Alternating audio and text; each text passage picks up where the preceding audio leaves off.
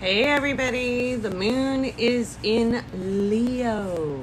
The moon is now in Leo. It shifted out of Cancer.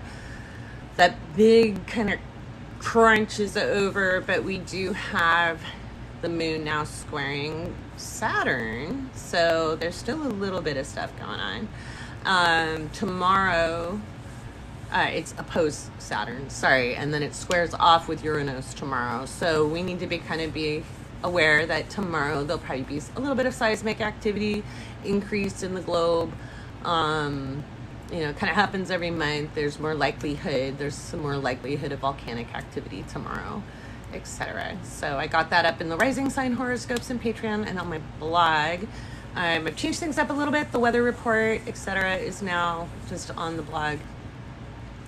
So hey, you'll just stay inside. Well, you don't really have to. It just depends on where you're at. So obviously if you don't live in a seismic area prone to seismic activity, you don't have to worry about it too much. So what I want to talk about is that new moon happening on the 6th of October. That's something you really want to start preparing for. I'm going to do another podcast episode tomorrow morning before my readings. So there'll be some tips and hints in there, but this is a really juicy new moon. It's collectively, that energy is really powerful, and on a mass consciousness level, it's a whole nother kettle of fish, and I'll be writing and talking about that as we go along. But on a personal level, where you have agency and free will, that new moon really is a very, very powerful day if you can get really clear, crystal clear, about the things you want to do that are creative, collaborative, impact social balance or justice, fairness. If you want to create community, you need to look at what kind of communications are going to happen within that. But getting very, very super clear for that new moon, because the moon and the sun, of course, the moon and the sun are always conjunct on a new moon. Mars is conjunct exact, okay? And it happens at about 4:30 in the morning-ish Pacific time. 2 hours later, Pluto Stations Direct. While Pluto is direct, once it's direct, the moon and Mars are conjunct and within square of Pluto. So on a mass consciousness level, there's some crunchy energy going on. On an individual level, it is an opportunity to really let go of the social conditioning that has stopped you from moving forward, especially with your creative visions.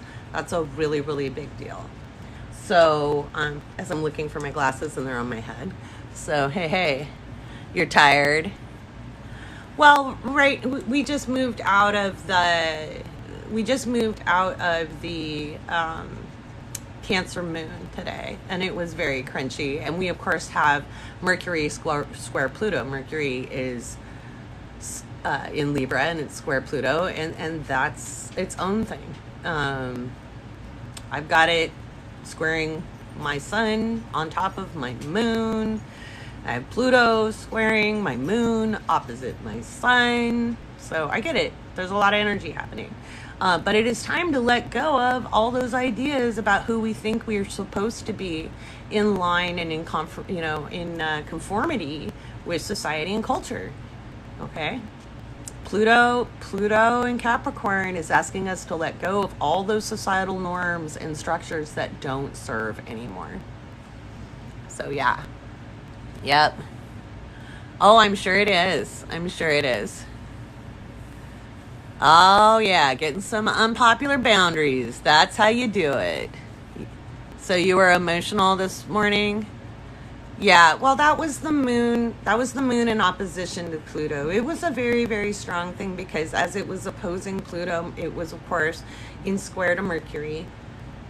And so a lot of stuff was up. This is all releasing energy. I know it feels negative, but if we take the opportunity during these crunchy times to just sift through it, the pain is trying to hold on and make stuff stay the way we're used to it staying. So even if it doesn't, we know logically things aren't working, right? But we'll hold on to it because we know. Better the devil you know than the devil you don't, right? And so it's hard to let go into this unknown thing, this new structure that we're needing to build. And so that's why I'll do a podcast episode where I walk you through some things that help you get clear, because that new moon in Libra with Mars conjunct, it means you want to get clear about creativity, collaboration. Who do you want on your team? And it doesn't have to be like clear about people's names, but what are the attributes of the people on the team you want? What is it that you want added to your experience? And if you're thinking, well, I can't really rely on anybody and people are always flakes and blah, blah, blah, that's a thought that's not useful. Okay, so you kind of have to let go of past and prior experience and say, well, I learned a lot from those other experiences, and this is the type of people I want around to make these things happen. So yeah, you're welcome. When the moon is in a cardinal sign, it's probably better not to unleash emotions all over the place, all over people. Yeah. I try to stay out of crowded places. I write about these forecasts on Patreon. You guys can find all the links in my bio. I often give, and on my website, I often give tips on how to deal with the energy. So like, whenever the moon is in a cardinal sign, that's Aries, Cancer, Libra, or Capricorn, like until Pluto moves out of Capricorn and into Aquarius for good, it's not the time to have relationship conversations. It's just not, because feelings are really, really, really, really high. So yeah. So, and you can always seek support from a neutral party, like a therapist or a counselor or a healer of some kind, but it's not the time to go into groups and kind of spew all of the feelings all over the place. Just because everybody is a little bit more emotional. People are a little bit more reactive in general. So it's important to work on being deliberate. And you can, I've got videos about it on my website, about consciousness and the different layers of consciousness. I talk about this on my podcast all the time. And being deliberate doesn't mean being perfect. It just means that there's moments in time where you have a choice, where you can step back, like before you send the email, before you lose your temper, before, and if you're really upset and you're going like, stay calm, stay calm, stay calm, stay calm, you're ramping yourself up. Whereas if you can just get to a neutral space, forget about thinking, stay calm, just take some deep breaths, take a step back, give it a minute, go do something else. You can just walk away. If you feel drawn and magnetized into the situation, it's just going to make it worse. And you have to ask yourself, one of the questions I ask myself is, what is the outcome I want? Like, what is this going to get me? Am I going to get a momentary thrill out of speaking my truth and a week's worth of headache and relationship repair, or what is the outcome I want? Do I want to be heard? Why do I want to be heard? What is being heard getting me? Am I trying to get somebody to see things my way while they're trying to get me to see things their way? Cognitive dissonance. We're just going to butt heads. It's just not going to work. So what else can I do that furthers my goals of what I want to do with my life, and then come back to it? And then there's usually a resolution to be found. It takes practice. This stuff is hard. I'm not saying it's easy. And I'm not saying you do it just like that. Everybody wants instant results. There's no such thing. It takes time and practice, especially when you're reprogramming your own behavior and your thought processes and your emotions, to be in regulation of them, because most of us weren't taught how. And culturally, there's a lot of justifiable behaviors that have us do knee-jerk reactions. We see it all the time. So yeah. Thank you. Thanks, Casey. But yeah, on the debt ceiling, well, they didn't get it today. They did fund the government. Debt ceiling, Jupiter and Mercury station direct on the 18th. So my spidey senses say they'll probably have it funded. It'll probably be 11th hour. But with, if Jupiter and Mercury weren't stationing direct that day, we'll see. I mean, it could be, if they station direct, it doesn't happen and they have to push another agenda. we'll see as we get closer. Right now, I really want to talk about that new moon on an individual level. I think, we can all be worried about debt ceilings and blah, blah, blah. Get a hold of your representatives about it. Get a hold of your Congress people about it, right? The president. You really want to take your own agency into your own hands, which means you can only do what you can do about the things in your own sphere of influence. So, instead of asking me about it, again, make calls, especially if you have, somebody who isn't acting in your interests, make sure you're making calls and writing to them and putting some pressure on them. We have this thing called midterms next year. So, you might want to strong arm some of your people if they weren't voting the way you wanted them to. But this new moon on an individual level gives you a lot of power if you're willing to let go some of the social cultural programming that's in your way. Now, where do we pick that up? Well, we start picking that up from the time we're communicated with as children. There's all kinds of messages we receive, and it's through our filter and our perception that we translate those messages. So that's why if you've got siblings, almost all of you have a different opinion of how your family operates. You might have some things where there's common ground, but you all have vastly different experiences. That's why one sibling will say, well, our parents are just fine. And another sibling will go like, are you kidding me? Because the dynamics are there, but it's based off your own filter. And so you might have taken on the message that you're lazy. Maybe you're not lazy. Maybe you prefer to do what you like to do versus what people are telling you to do. You might have taken on the perception that good things don't happen to you. Well, that can't possibly be true all of the time. You've probably had good things happen to you. But if you're always on the focus of good things don't happen to me, you're never going to notice the good things that do. Okay, that's neuroscience, is where we put our focus, our brain will go that way. So that's why it's important to do things that train your perceptions. It doesn't mean there isn't bad things in the world. It's not fake positivity. It's about where you put your focus, things grow. Okay. So letting go of beliefs about yourself and the world that are in the way helps you make stronger intentions and get clear about what you really want. Maybe you've been denying yourself things that you've really wanted over time. It's not just about money, guys. It's about quality of life. It's about how you want to feel, and if you have a creative vision, if you want to be involved in social justice, like what are the things you can do? What are the goals you want in your community? Who do you want to join with? Who do you want to hang out with? These are all things, and it depends on where Libra falls in your chart. Whether you have Libra placements or not, you have a house that has Libra in it, okay? And so where that new moon happens lights up that area. And it will be in square to Pluto, which stations direct. It's a perfect time to let go of social and cultural beliefs and ideas that have held you back. So, yeah. Right. Keep some of what you manifest for you. Absolutely. Now is the time to put your oxygen mask on, because honestly, if you're always, giving, you can't take care of you. It's okay for you to be happy. That idea that poverty will send you to heaven was a great way to keep people disenfranchised, because then only the jerks accrue wealth, right?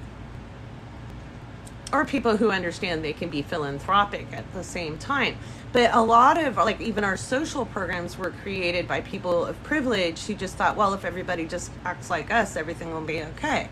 That all needs to change and will be changing. So as we go forward, as Pluto hits Aquarius, our society will completely change. And as Pluto in Capricorn moves through the end of its transit, we're starting to watch that happen more and more. So yeah, Libra rising. Your moon is in Libra. Mine is Libra as well.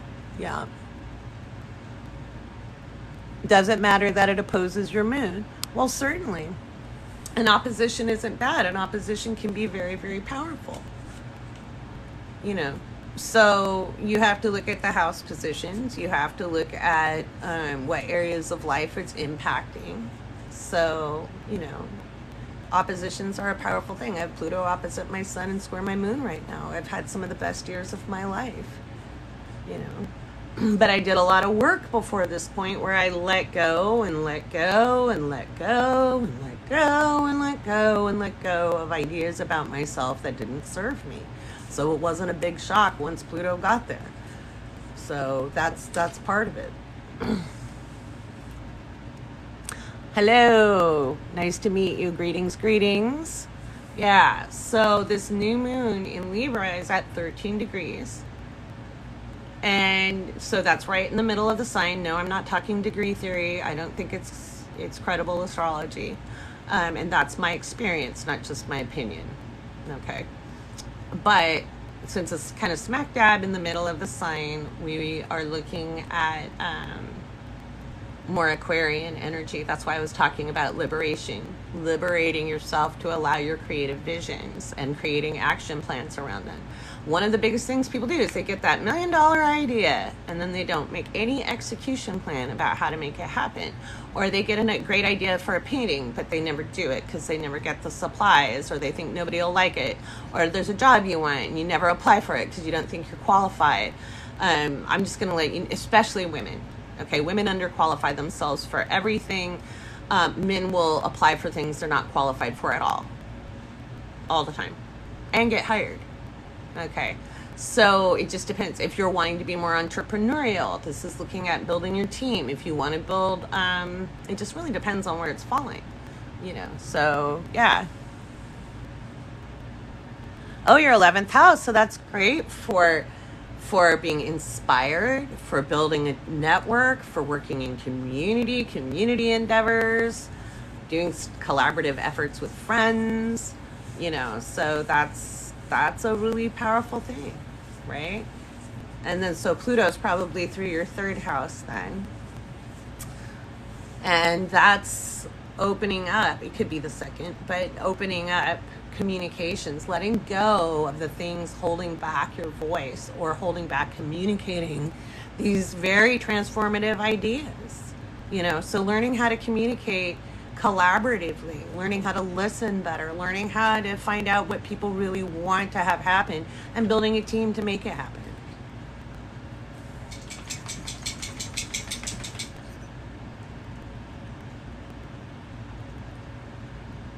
You just interviewed for a job and it went so well. Well, you know, no, you keep your focus on it went so well. You keep it on it went so well. Mercury retrograde is not necessarily a time to just sit on your butt and do nothing. If you had the interview today and it went really, really well, it just might take a minute to hear back. Or your start date might happen, you know, in later in October. Or there just might be paperwork issues, like it takes a minute to get the paperwork straight. It doesn't mean things can't happen that are good. Again, I bought a car on Mercury retrograde because I was resolving an issue. And if I waited, I wouldn't have had one until the new year with the way the logistics is going right now in the supply chain. So, yeah. You're leaving for DC very early in the morning. Yeah. Hey there. On the 6th. Oh, good. Libra is your 6th, and you've been in a slow hiring process with a new job. Oh, there you go. Yeah, today was a day, right? Today was a day. Yeah. It might just take till after Mercury, goes direct. That's the 18th of October, or is just slow communications. There's a lot of communications disruptions right now, and that's something to keep in mind on the 6th. I'm not telling you to take action on the 6th. I'm telling you to set intentions on the 6th. And from now until the 6th, work on letting go of ideas that don't serve you. And the first thing you have to do is be able to identify those, right? We have to identify the things that don't work for us, the things that get in our way. Some people call those limiting beliefs. A lot of people like to own those limiting beliefs. And remember, I'm a certified coach as well as an astrologer, and I've done it for years. And what I really find funny is people be like, well, I have this limiting belief that I don't deserve anything. I'll be like, and what are you going to do with that belief? Well, I just have it. Okay. So how are things going? You know, if you're just going to own it, I can't help you do anything. If you're that attached to it, I'll be like, and how long do you want to believe it? And we have the perfect energy to let that go. And once Pluto Stations Direct, which is 2 hours after that new moon. Now, this all happens very early in the morning on the West Coast. So it'll be like 7 in the morning is the new moon ish, 7:30 ish, on the East Coast, and then by 9:30 ish. I don't have the times completely memorized, but it's in that time range. On the East Coast, Pluto Stations Direct. And it will be quite contentious on the East Coast, just politically, and probably the commute again. Might be some infrastructure stuff. But yeah. Your midhaven can't be in the 11th house unless it's, you're talking about whole sign, I guess. I use Placidus, so. Yeah, let go and let God. Kind of. To be honest, with Pluto, it's let go and understand that you can't control anything, and open up to what is actually more beneficial to yourself, but also own your own agency. You can't, holding on to the normal that's going away is ridiculous. It's just gonna hurt. It's just gonna hurt. Pining over the past, pining over how things used to be, getting all maudlin, crying into your beer, whatever you're doing, doesn't work. It doesn't move anything forward. And the energy speeds up so fast. October 6th, it's off like a rocket, okay? I mean, we have Pluto stationing direct 2 hours after a new moon conjunct Mars. Holy heck. The 8th, Saturn stations direct. Venus moves into Sagittarius on the 7th of October. That's faster energy. And it's very political. We'll have a very active political climate. No big surprise, because they had to do the resolution that keeps the government going until December. So there's going to be lots and lots of yapping about the debt ceiling. But for you personally, that new moon, that day, you want to be writing out your intentions. Get clear ahead of time. Even if you get clear about one thing, it could just be a single intention. If you're clear about how it feels, about what it looks like, and it's not enough to go, oh, I want to make a lot of money. That's not a clear intention, not really, because what does it do for you? What does freedom give you? When people say, well, I want financial freedom. What does financial freedom feel like? What is it like? What is it like to be able to pay your bills and not open one eyeball just like this and peek at your bank account? What does it feel like? Because it's just prosperity gospel otherwise.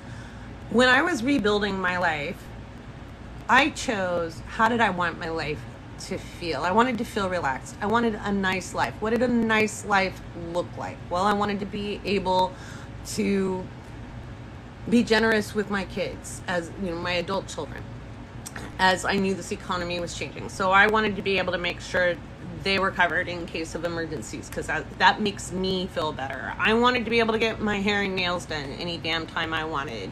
I like that. That's my thing is my nails. I love getting my nails done. Being able to buy my car, because I love to drive. Driving is one of the ways I clear my mind. Okay. Those are all things I got clear about. Like, it was the feeling space. It wasn't just, oh, I want a new car. It was, I like the feeling of driving. I like that freedom. Okay. I love doing astrology. I love helping people. I love the feeling of being in a meeting with somebody and giving them the information that clicks. That is such an awesome feeling. I couldn't imagine doing anything else. I've always done this, but I didn't put myself out there in public because, to be honest, it wasn't time astrologically. And second of all, I wasn't in the right environment. I lived in a very conservative area before. Now I'm in LA. Nobody cares if I'm an astrologer. They're usually rather excited. So I had to change conditions and put myself in a position where I could build that, right? So that's some of it. Like, where do you need to be? How do you want to feel? If you're an artist, like, what do you need to create the thing you want to create? If you do social justice, What's the outcome? What's the real outcome? You know, beyond performative measures, what's the outcome? What does it look like? What are the details of it? Who are you working with? You know?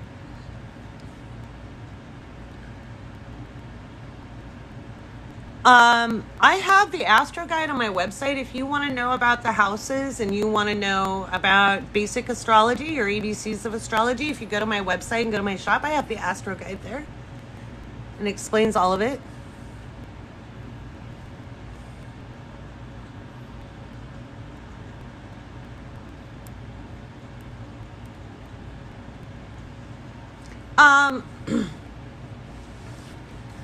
I think a single day strike isn't enough to make an impact, but I think it's good timing. I think it's indicative of the energy of October where the labor movement starts to gain attention. You have to remember, sorry, I'm trying to get the comments to load.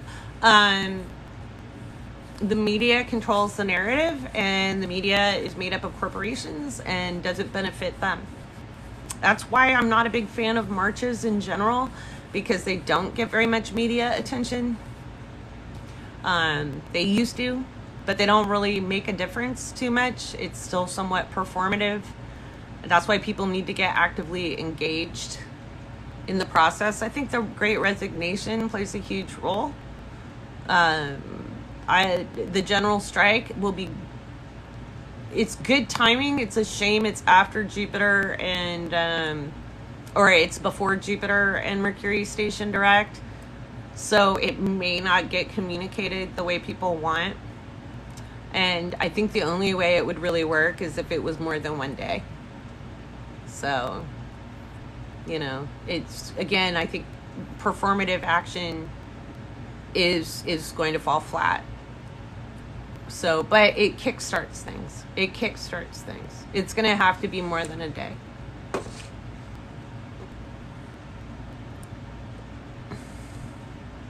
As far as did something happen yesterday, technology was blitzed. Yeah, because it's going to be blitzed over the weekend too. The moon was in Cancer, and it was kind of square Mercury and opposite Pluto. There was a lot going, and it was sextile Uranus yesterday, so there was a lot going on. Hey Brian, how you doing? Oh, thank you. It's an orange. Yeah, all of your systems at work died. Yeah, that's Mercury retrograde in a nutshell, especially Mercury square Pluto right now. So it's not just Mercury retrograde, Mercury square Pluto. So a lot of telecommunication systems are just going to go wacky. Oh, very fun. How fun you're meeting your mentor. Oh, hey, Gal on Fire. Love you too. Rising sign prediction was spot on, Leo rising, and you suddenly have so much trouble sleeping. Oh, I'm so sad. You know, all you can do is just kind of take care of yourself as much as you can. You just want to just kind of pamper yourself, treat yourself really well. That's really important with this moon in Leo, because the moon is in Leo now. It's squaring off with Saturn. There's some pressure building. And so you want to take it easy on yourself. You can't expect other people to get you or understand you. You've got to get and understand yourself, and you got to treat you like royalty, you know. Baby yourself a little bit. Oh, thank you. You're welcome. Thanks for noticing. I'm purposely wearing orange in honor of our indigenous brothers and sisters. Yeah. You're a Libra rising moon and Pluto in the first. You've been questioning your decision to be here. Suck it up. I'm just going to say it. Suck it up. You've got a greater purpose. You'll feel better in a couple of years. Suck it up. I know that doesn't sound very nice. I've lived through a lot of Pluto transits. I know how hard they can be. But you were born for this time. You can do it. And there's a lot you gain going forward. You got to let go of a lot of stuff. so that the new stuff can be rebuilt. It benefits you.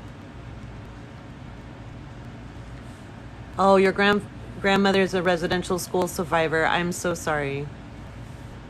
I'm so sorry for her experience. It's unconscionable.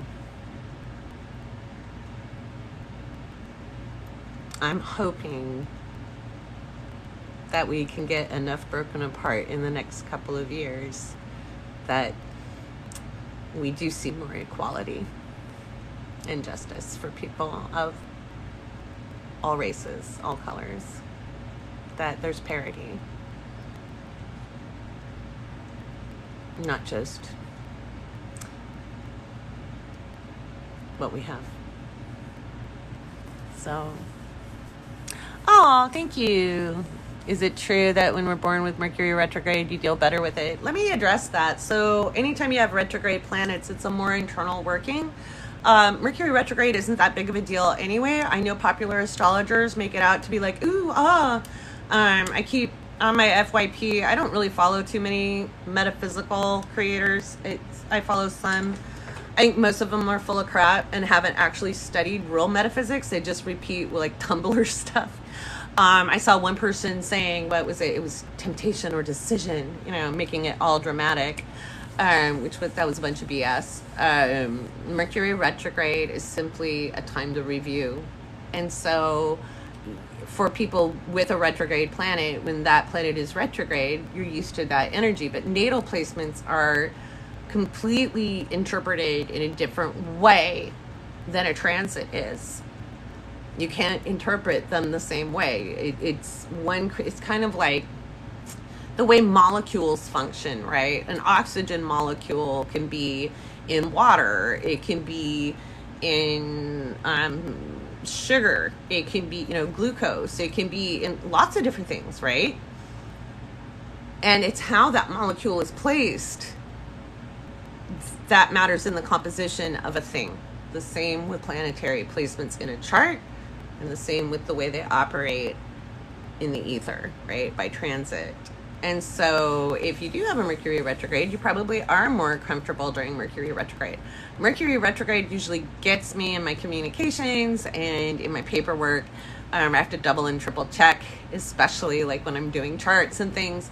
But in general, I do very well in my business during Mercury retrograde, and always have, because I understand it's a time to just kind of stick with what works. Honestly, new clients tend to come in. They tend to be good. I might mess up my schedule a little bit, but people tend to be really understanding. So that's kind of, how that works. Mercury retrograde are inconveniences. The tough stuff with Mercury right now is the square to Pluto. It's not the retrograde itself. Now, I did a podcast episode all on this, and you can find it in the link in my bio. Yeah. I'll probably upload this to YouTube too for your reference, because I've talked about a lot of things like the new moon, which is on October 6th. In order to get ready for that, you want to be letting go of the societal and cultural programming that has held you back. And a lot of those are like insidious thoughts and beliefs, okay? They're not at your most conscious. So as they come up, as you notice it, because like maybe something happens and you're like, oh man, people like me just don't get ahead, or people like, I never do this right. I always screw it up. Those are all thoughts, like, oh, I'm slow. I'm just slow, or I'm clumsy, or whatever. I'm not pretty, or I'm not this enough, or I'm too much of this, or all those judgments against yourself. Those are picked up from the world around you. You didn't suddenly just make that up. It's just how you interpreted messaging to you. And so what you want to do is go, oh, wait, is that really true about me? And how is that helping me reach what I want to do? Like people want to make money because they want security, because they want to live well and be comfortable. What does living well mean to you? What's enough to you? Okay, it's not about being greedy. It's not about prosperity gospel. What is it like to be comfortable? A lot of you don't really know. A lot of people don't know what it's like to be comfortable because you've lived on edge your whole life, because the way society and our economy has been set up and working people to death. And you might even feel lazy about being comfortable, like where you didn't have to work 3 jobs, 16 hours a day, where you didn't get enough to sleep. You couldn't eat decent food because you didn't have time to prepare, or you couldn't afford it, or whatever, right? So now's the time to say, hey, wait a minute, it is okay to go do something better for myself and not accept these things and not believe that I have to work myself to death to afford my rent. There may be other options. It might be time to team up with other people instead of competing against one another for resources. How do we work together for resources? That's really important. Libra energy. Libra energy is about collaboration. And so how do you build a network? Now, a lot of times, and I've been in the spiritual community, like many of the different branches of spiritual communities for a long time. And what happens is patriarchal beliefs infiltrates, okay? So you tend to have somebody in charge, often a man. If it's not a man, it's a woman who uses traditional male behavior because, second wave feminism, because that was oh so juicy, right? Not. And so you have somebody who knows, and they're like the big kahuna. It's not really, which is from a 1960s movie, okay? And that doesn't work. It's not where we're moving to. Likewise, you have groups that only try to work by consensus, and you never make a decision in consensus. So there's things like consensus plus one. There are models for communication and getting clear. It's usually good to start a group or a project that's communal with 3 people, no more than 3 people, and you set the baseline and you use communication skills to build it. So you'd want to think like, okay, what am I really good at? What am I good? And what you usually hear is people saying, well, I'm an idea person. You can't have 10 idea people. You have to have people willing to take on a commitment as well. That's why this Libra energy is important. What commitments are we going to give in community? Where are people, who's good at what? Some people are really good at relationship building. Some people are really good at putting structure to things. You might have somebody who's really good at the legal stuff. You might have somebody who's really good at the, community building and the fun stuff. You might have somebody who's really good at the research. You might have people who are really good at working with their hands. You might have a butcher, a baker, a candlestick maker, whatever you want to call it. But bringing people together and learning how to listen. That's been the lesson of Saturn in Aquarius, because it's authority by and for the people. But if you're not listening to each other as the people, then you're just squabbling or trying to be heard. And that's where the drama happens in community and it falls apart. So learning how to communicate, collaborate, and play is really building that new foundation for when Pluto is in Aquarius. Now, the minute Pluto hits Aquarius, it isn't going to be all love and light and unity. It's just not. I don't care what creator is saying it's going to be. In fact, it's probably going to be a right old mess, because we have to kind of get into a crisis, because that's how human beings learn, is getting into a crisis from which we heal and we come together. So the more of you and you and you and you and you and you and you and you and me who learned how to be a we in communication, the better. We got to start now. And I'll be talking more and more and more and more and more about that in my podcast. And this is stuff I've been teaching and preaching about for over a decade. That the time to learn how to really communicate, really learn how to listen to one another, listen to the words. And it doesn't mean everybody gets to have their blah, like everybody, I want to have my say. Have you ever been to a public meeting? There's always that one guy, I want to have my say. Well, we all want to have our say, okay? But there's ways to streamline it so people don't, your meetings don't take 600 hours. You can make forms and have people fill out and do polls and get on the same page as much as possible, and make small groups that network with other small groups. We can't function in a big group and stay cohesive without authoritarianism at this point, because we have 6,000 fucking years of patriarchy. And you can't undo that overnight. It's not going to just die in a day. We wouldn't know what to do with it if it did, because we all have things we do that are framed in patriarchy as well. You know, blame the Chaldeans, okay? Because that's where it comes from.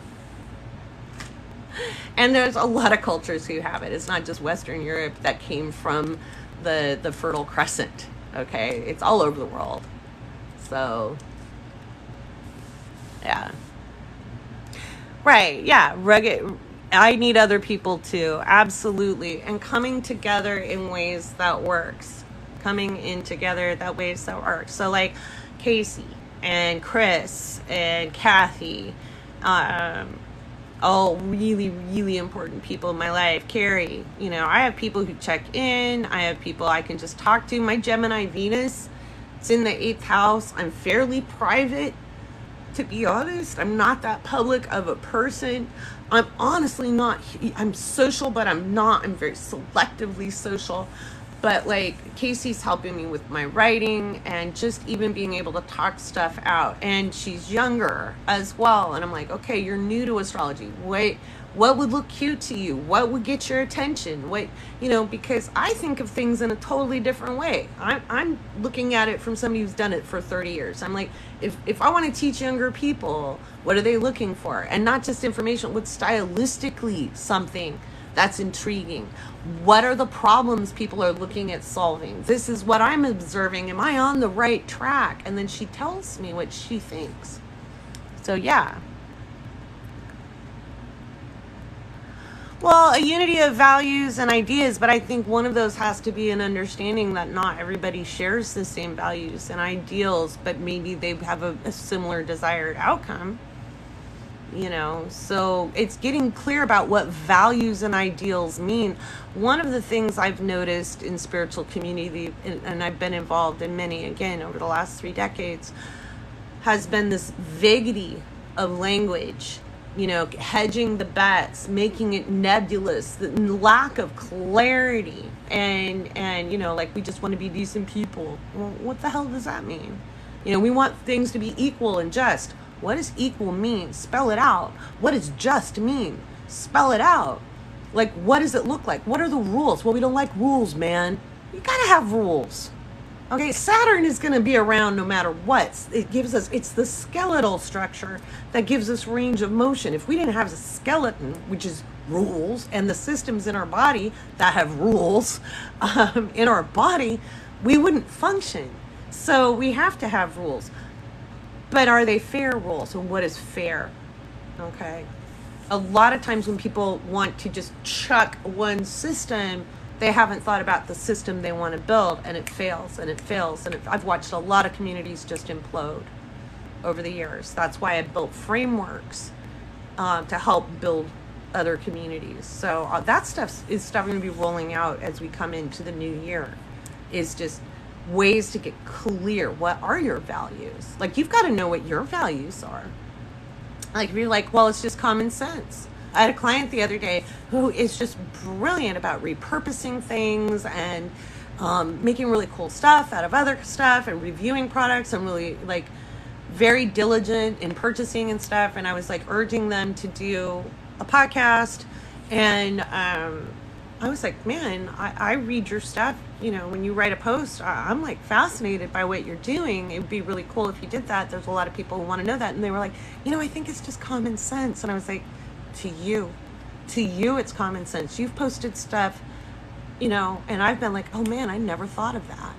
And she was like, oh, really? And I'm like, yeah, you'd think I have a lot of common sense, right? And she's like, yeah. And I'm like, well, I didn't have common sense about that. And so it's getting really clear about yourself and what you know and your value. What do you contribute? What can you contribute? We've been taught, and this is important about that new moon that's conjunct Mars, it's letting go of those ideas where we think, it's just something I do. It's just something I do. You know, it's easy. Because we've been taught to focus on needs improvement. We've been taught that the only thing worth having is really, really hard to get. That you can only have success in one way. And so by readjusting our ideas about what all that means to us personally, because success can only be attained if it's self-described. And the only models we've had is, oh, it's this person with this slick haircut and this particular item of clothing, or the way they do their hair, or the Gucci belt, or whatever the hell it is, people, we've been driven in a consumerist economy for so long.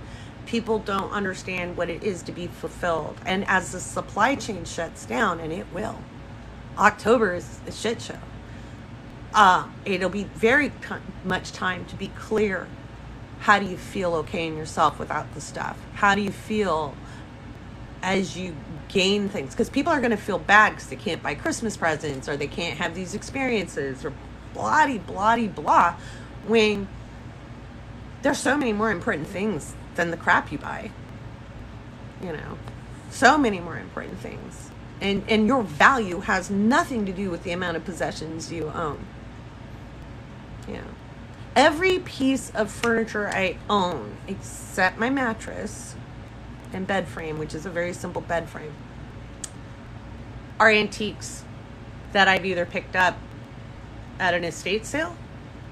Oh, wait, not my bookshelf. I got one bookshelf that wasn't.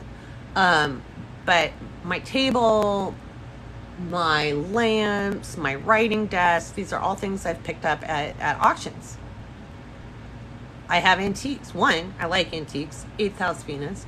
But two, I don't want to buy any more stuff that's new and made crappy as much as I can help it. Right? I've been concerned about production for a long time. A growth economy doesn't work, and it doesn't make us valuable. The brand doesn't matter. So,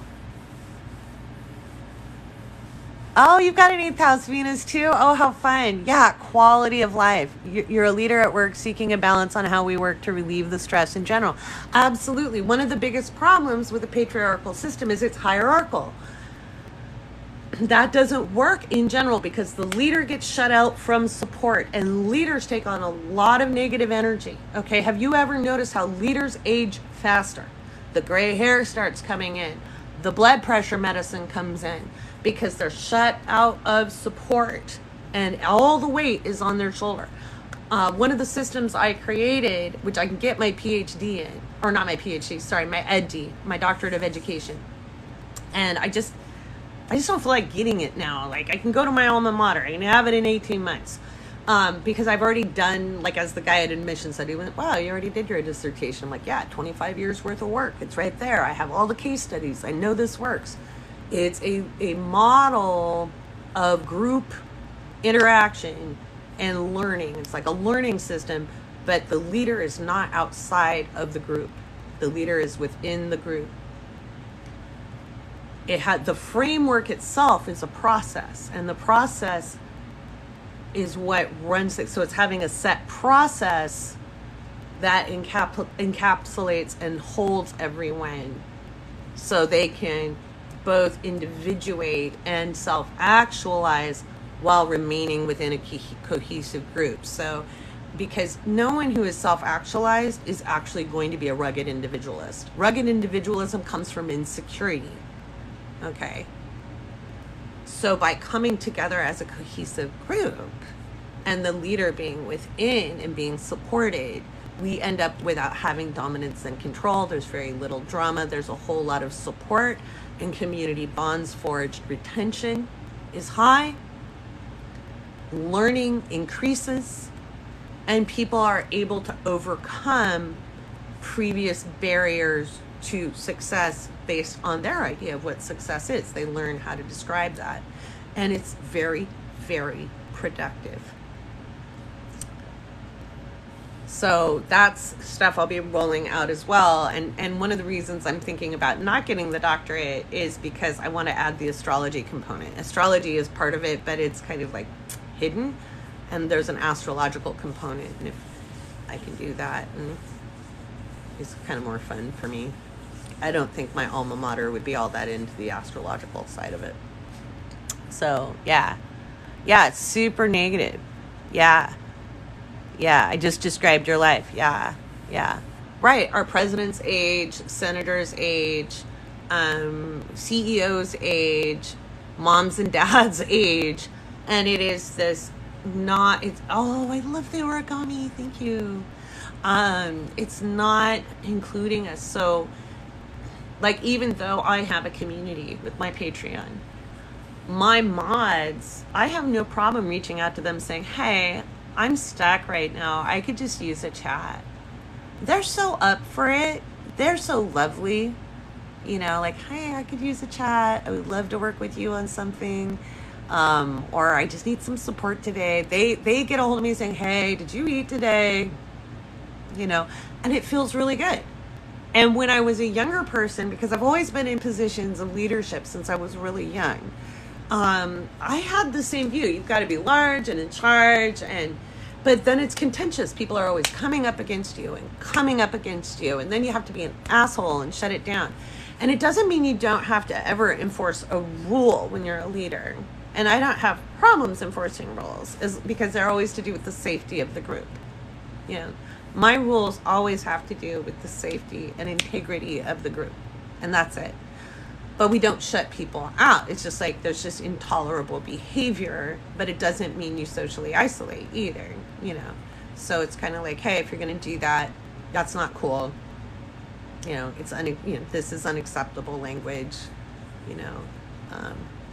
Cool off, come back. You know, you're welcome to come back. You know, those types of things. That because we're transitioning out of this experience. So it's a skill building exercise, right? Not everybody's going to have the skills. Most people don't have the skills. Even if you've studied nonviolent communication or you've studied other forms of facilitation, it still didn't go far enough. That's why I built the system I did. So, and this all goes with that Libra new moon. You know, like the more I talk about this Libra new moon, and I'm talking about, you know, building groups, because it's my 11th house, with this Mars, is getting just really, really clear. Yeah. It drives you crazy to see how spit on it is, but it's already been debunked. Oh, astrology. Yeah. Oh, do I know much about the studies on astrology? They've been done with really bad parameters. I've had literal dreams where I've been at scientific conventions going, hey, scientists, I have the parameters. If you would like to study astrology, I have the parameters. It's a lack of understanding of how it works, and they're debunking often popular astrology. Now, there are some studies about the moon, especially when it comes to germination and sleep, that validate the moon phases. And that's one of the reasons I say the only transits that are truly causal are lunar transits. So, because the moon, the gravitational relationship between the moon and the earth, you know, so. Right? The collaborative work, yeah. No, they didn't just study sun signs, but it was a misunderstanding of how charts work. And there was one done in the 80s, in the 90s with the American Federation of Astrologers, and the American Federation of Astrologers couldn't pick out certain people by reading the charts, but I can tell you exactly why that was. And that's because the American Federation of Astrologers focuses on accurate calculation, but not accurate interpretation. And that was always one of the bones I had to pick with them. So it's like, because in order to get astrology made legal to practice in the United States, the American Federations of Astrologers had to try to make us more and more legit. They fought a lot of legal battles for it to be legal for astrologers to practice being a consulting astrologer. It used to be highly illegal up until the 2000s, early 2000s, in some places, in some states, for reals. And so there was this emphasis on the math side and it backing away from prediction and predictive astrology and interpretation. And it's just like any kind of analysis. Some people are going to be better at analysis and interpreting data than others, right? Not everybody's going to be good at it. It's easier to prove the math than it is interpretation. So, but I argue that astrology is every bit as valid as economics. You know, economics is very arbitrary, but yet it's considered a science. And to me, it's the one science that would have blown up the lab in every experiment and has. So, just saying, you know, so I think people need, often the people who have been trying to advocate for it haven't really communicated it well. So, But also, I honestly don't care if people find it valid. I don't care if NASA thinks we're valid. I don't care if people at Stanford or Harvard think we're valid. I purposely didn't go to one of those schools and could have gone to one of those schools, chose not to because I didn't think they had that great of anything I wanted. So that's why I went to where I went to in England, which was US International at the time, which was Hogwarts. It was Hogwarts in the second movie. So, mom.com. As my children said, we knew it, Mom. We knew it. But yeah, so thank you. Aw, I'm glad you found me too, Saint. I'm glad you learn here. I love to teach. Well, I think what would be really cool is if we studied the subtle energy of astrology. I think that would be really cool. That would be really nice. Now, I want to remind you guys, I have a podcast. The link is in my bio. I have a Patreon, and the Patreon supports the podcast. I have a blog. I wrote about October and the basically the shit show that it's going to be on my blog. It's a free post. You can check that out. You can book readings with me. In fact, Halloween just opened up, so I don't have any Halloween plans. I want to urge you guys to continue to wear your masks, even though you're vaxxed. I do believe, like I said, I don't see lockdowns coming. I see weather, but I also see an increase of COVID into 2022. In April especially, but I think through this winter we may see some things that are unfortunate. And I got some confirmation on the ground from that today. And I don't want to worry anybody, but just make sure you're taking all the precautions and wearing your masks. You love Patreon and the podcast. Thank you, Casey. I appreciate that. Yeah. And the Patreon, you get to be in the Discord, and the Discord is great. It's hopping. I love the community that's built in there. The podcast is super fun. I'll do an episode tomorrow. So I'm getting you guys ready for this new moon. And it's not just the new moon. I mean, this new moon is a big deal, but then, Pluto Stations Direct, then Saturn Stations Direct. We've got, of course, Venus ingressing into Sag. There's so much going on. It's nuts. And of course, we have Jupiter and Mercury stationing direct on the same day. That's a lot of energy to go from loop to ving. So things speed up. We're going to go from October to December and wonder what the hell that happened. And then we're going to hit a wall. And that's going to be Christmas Eve. I think it's mostly weather. I think there could be some seismic activity Christmas Eve on the West Coast. I'll be writing more and more about that. I'll be talking more and more about that on my podcast. If you live, you have to remember Uranus is in Taurus. So seismic activity is increased until it's out of Taurus. If you're worried about California, think more 2022, end of 2022 into 2023. The Pacific Northwest needs to kind of keep their eye out as we move towards December into 2022. So, do I think it's going to be a big one? It's hard to tell. I mean, even geologists can't tell you, but it may be sizable. So just keep your eyes out, be as ready as you can be. It's always good to be prepared, right? So if nothing happens, you can always donate extra stuff to people who are in need. There's always people who need things. And, for all those people who are worried about going into a depression, guys, we've been in depression era numbers for a decade plus. 2010, the numbers equaled that of the Depression. We've exceeded that for a long time. It's just we have different technology now. And we've had a lot of bread and circuses. The bread and circuses are really drying up.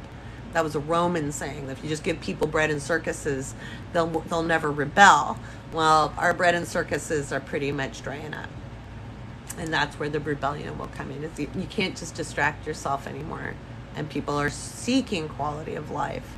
And I think that's a really important thing. And I think that moves us forward more than anything else. Yeah, predictions have already been... Yeah, I've been predicting for a long time. Oh, I'm glad you look forward to that. Yeah. In California, there'll be a sizable earthquake in 2023. I haven't decided I think it'll be out more towards the desert. We might have one also at Christmas time, more towards the desert. Possibly something in the northern area as well, but I'm still working on those charts. So earthquakes are kind of hard to pinpoint. NPR had a great story on the shipping problems. Makes me think I have an inside scoop. No, I was just straight up astrology. If you go back to my spring predictions when I was talking about supply chain, I don't need an inside scoop. I just look at it's really basic astrology. It's not even tough astrology. This is basic predictive astrology. Yeah. And my only inside scoop on supply chain was from computer chips, because I worked in hardware before, but it's obvious. And part of it, like as a student in my undergrad days, was when they were looking at centralized global supply. That's when that really started in the 90s. And I would argue with the business students. I was an international relations student. And I would argue with them. I'd be like, that's the dumbest shit I've ever heard of. What happens to your national security? We need to have, our food production domestic. You don't want to be reliant on foreign food production. That makes no sense. No country should rely on imported food. That makes no sense. But, in about 1981 or 82, Reagan's chief economist took food out of the consumer price index because it messed up the numbers. The one thing everybody needs. This Cancerian just goes, what? Why would you take food out? And we've had huge inflationary numbers in food.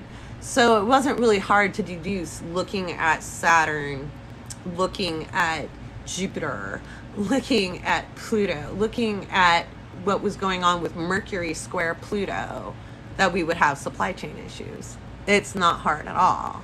It was really easy. So that's why I kept warning people. And then as we hit in, and then there's weather. There's just a huge amount of stuff going on. Yeah. That's why you've been off for weeks at a time, no computer chips. Oh, are you in the car industry? Yeah. It's basic mundane astrology. So once you understand astrology, like most of you, when you say it basic and I say basic, it's two different things. Like you haven't learned rudimentary astrology. Astrological prediction is more advanced from where you're at, but this isn't even complex calculations. There's way more complex stuff out there. I'm just giving a glance going, oh, well, there's a supply chain issue. That's how obvious it is. Yeah. Oh, wow. Yeah.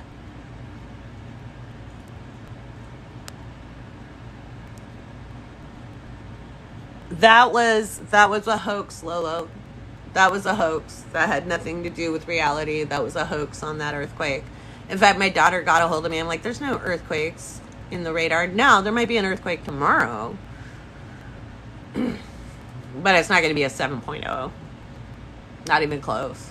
We might have a 4.5 inland. If there's anything bigger than, a 5.5, it's offshore.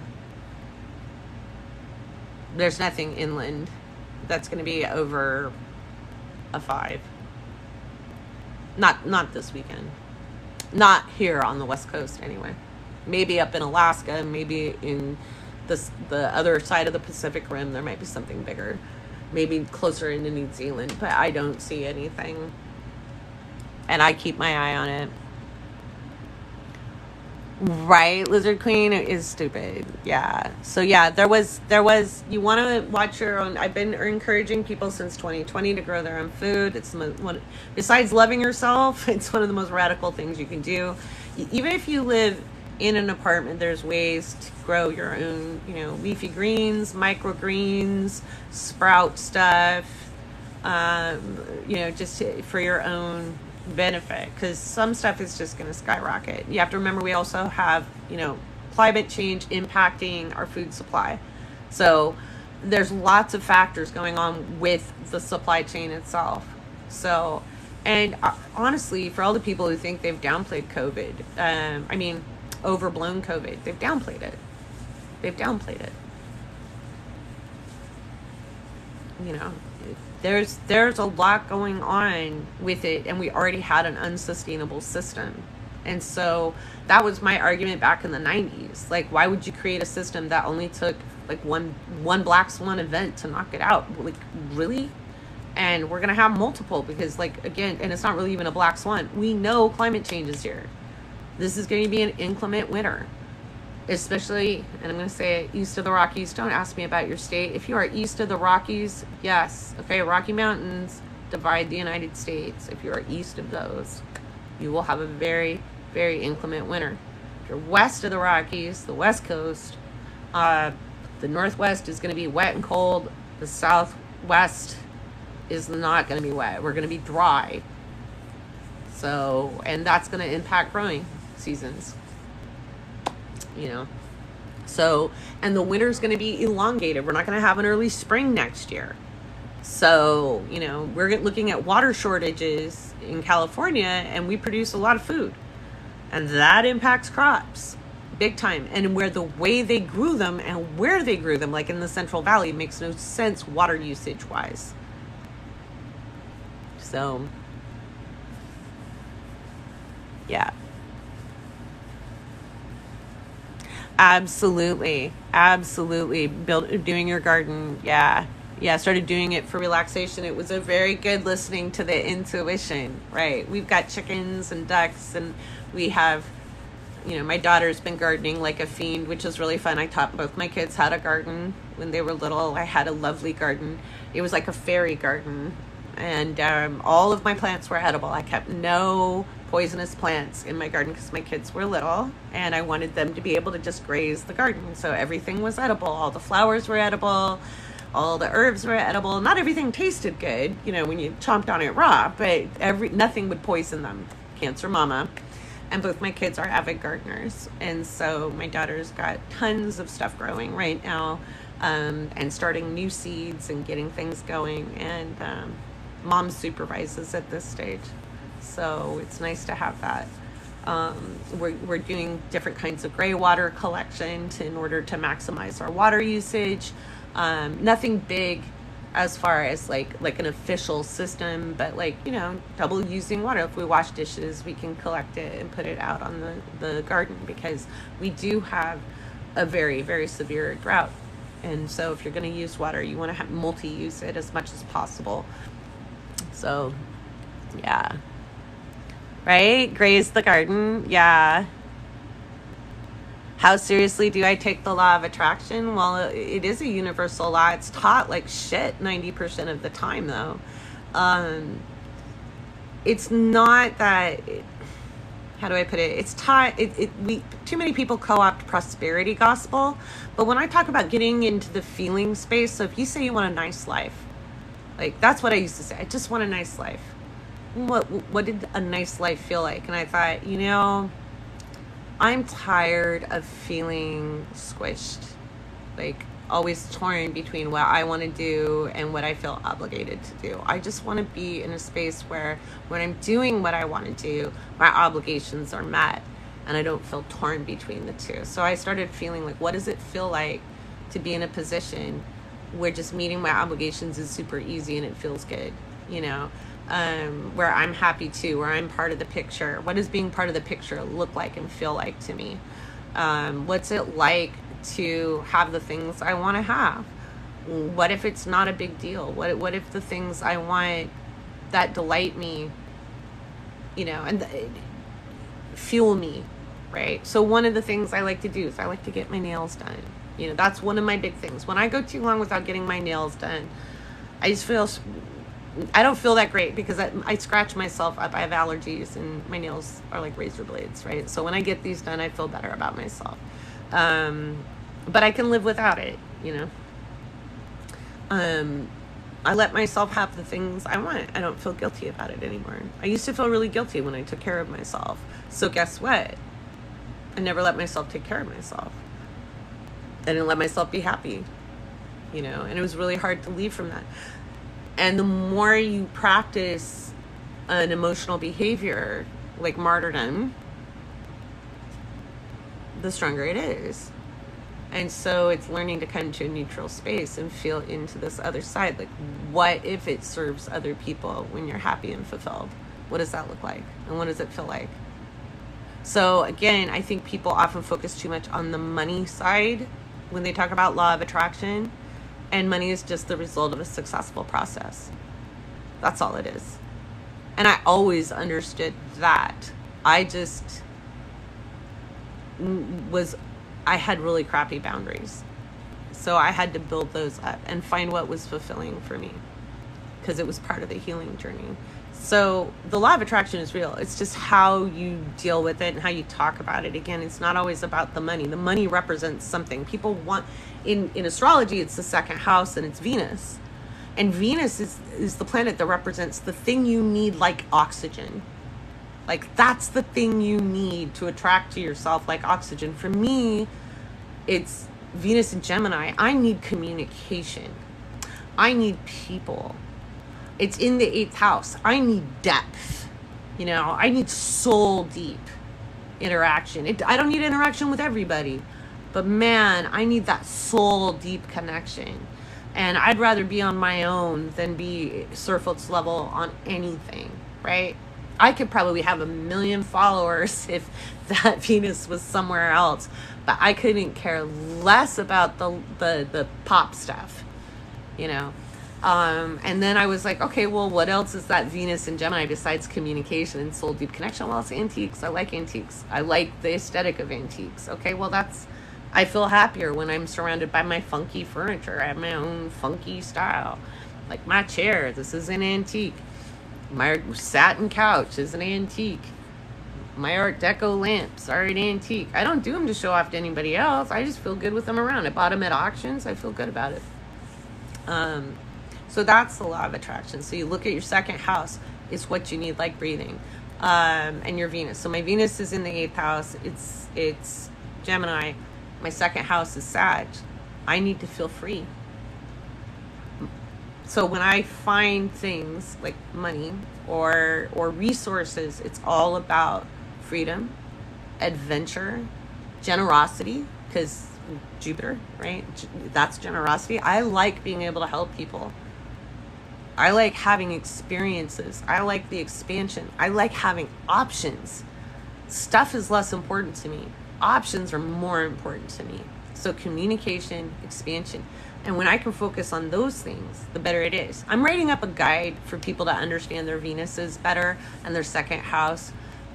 Because, again, I think everybody just focuses on that money, but that money represents gaining something that you can get without it. And you can bring more balance when you get that thing that you need, if that makes sense. So for me, coming into myself meant I road tripped for like 100,000 miles in between 2016 and 2018. I drove all over the West Coast and the Southwest into the mountain states. As I drove, I kept driving back to myself, basically. And that was after I blew my life up completely, you know, and it was after my divorce, and I let that settlement kind of fund me as I went forward. I didn't take a lot. I didn't take him to the cleaners. I could have. I didn't. I took enough to get me through a year, especially 2018. That was the year after everything was finalized. I took myself to nothing during the divorce because I wanted a clean slate, just start from nothing, build again. I'm a Scorpio rising. I know I can do it. And I drove back to myself once I got it. And each mile, each new place, like when I first got on the road, it was just that exhilaration of being free. Just, I could go any direction I wanted. I followed my intuition and I just drove. I was like, where does this take me? Where does this take me? And that fun and that joy and finding that spark I'd lost along the way while I was living under the weight of obligation versus now there are people who I am the villain in that story, you know. To myself, I went on my heroine's quest and I still have a good relationship with my children. So yeah, because I didn't want to lose those relationships, but I had lost myself in those relationships a long time before that. So it wasn't balanced, it wasn't fair. And I didn't have the freedom to be myself, which wasn't rugged individualization. You shouldn't be held captive in fulfilling the needs of others. Your needs need to be met too. It needs to be mutual. That 7th house of partnership, which is naturally ruled by Libra, is about mutuality. It's not about one side losing themselves into another. Both people's needs need to be met. And so it was learning that. So driving myself back to myself was part of that process. And then from there, what does this nice life look like? Well, I want a nice, cute little place to stay. And I lived in a cute little place and used it as a home base in Sedona, Arizona. It was really cool. I hung out at the vortexes and I used it as a jumping off spot for seeing cool stuff like the petrified forest and the giant meteor crater, and then driving up to the Grand Canyon and then to the north part of the Grand Canyon and then through Utah and seeing all kinds of cool stuff. And my last road trip was to Wyoming, that year, to where I saw my parents who live up north of the Wind River Canyon, and that's a beautiful drive as well. And then I was done, and I was like, okay, I don't really want to live by myself. I really like living around other people, and Sedona hadn't really made any friends. And then my daughter and son-in-law asked me to move back to LA, and I did, to meet that need. And it was perfect timing. All of that happened in 2019. And then we had the pandemic. And I think I probably would have gone nuts if I was living by myself, not knowing anybody anywhere during the pandemic. So it ended up being perfect. Now I'm ready to go back out on my own, but living closer so we can see each other. So it's always an unfoldment. There's no single destination. It's a constant unfoldment. And what do these things mean to you, right? We talked a little bit about that when we say we have to shared values. But what are your values? Like, what makes you feel secure? Because my idea of security, which is the option to do so many things and have adventures, is somebody else's nightmare. They want the tangible, rooted, grounded, physical. That's what they need to feel secure. Other people are going to need maybe more comfy and cozy. Other people need things to be more communal. Other people need more solitude. Everybody has their own need that needs to be met, and we often don't get them met as children, and not even because somebody's a shitty parent. Just nobody gets a map. Nobody knows how to read astrology charts and knows how to give a child what they need. Even if it's a good parent trying to give a kid what they never got, they don't necessarily recognize that kid may not need what they never got. They may need exactly what they need, right? That's why I do parent-child readings, is to help a parent understand your child has a perception and this is their set of needs, and not to feel guilty about it, but just to better have that communication going on between a parent and child, to recognize the individuality of a child, because being a self-actualized and well individuated person allows you to interact in community in healthy ways. It's people who are rugged individualists are not self-actualized, they're insecure. And so that goes back to the law of attraction. So the reason why law of attraction doesn't really work for people who are just like, oh, please give me the money. I want to win the lottery. I want to have this thing. It doesn't work because they don't have the emotional foundation and understanding of what that does for them. And so again, it's like prosperity gospel, which is shitty, and it makes you feel bad and it blames the victims. And so it's a misteaching of a principle that's really kind of simple. It's where you put your focus, and when you understand yourself at a deeper level, then how can you not interact with other people better? So yeah, that's your next step. Mama is free and healing. Oh, traveling soon. Oh, you're so welcome. Right, Libra? Yeah. I don't talk about your individual placements here. I'll be writing things out. But yeah, self-esteem, absolutely. Self-worth, absolutely. Yeah, it is. It's about our how we value ourselves. It's where it comes from.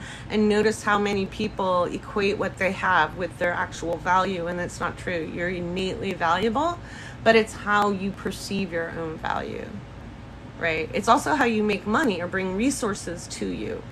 Okay, so it's whether you're bartering or making money or whatever. So like for me with Sag on the second house cusp, I've always made my income training and teaching and writing and communicating, so because it's the publication, it's the production.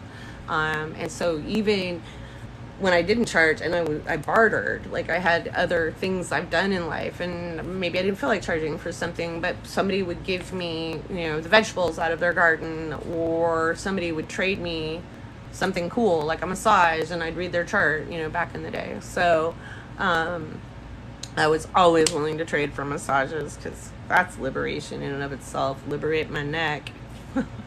It gets stiff. I need my scalings worked on. Maybe that's what I'll do next. I have some free time on Saturday. That's exciting. Or is it Sunday? Anyway, maybe I'll get a massage this weekend. That would be good. So this new moon in Libra is like a deal. So we want to get clear. I want you guys to make sure you listen to the podcast. You can click the link in my bio. You can listen to it on Spotify, Apple Podcasts, Google Play, etc. Right? You miss massages? Yeah.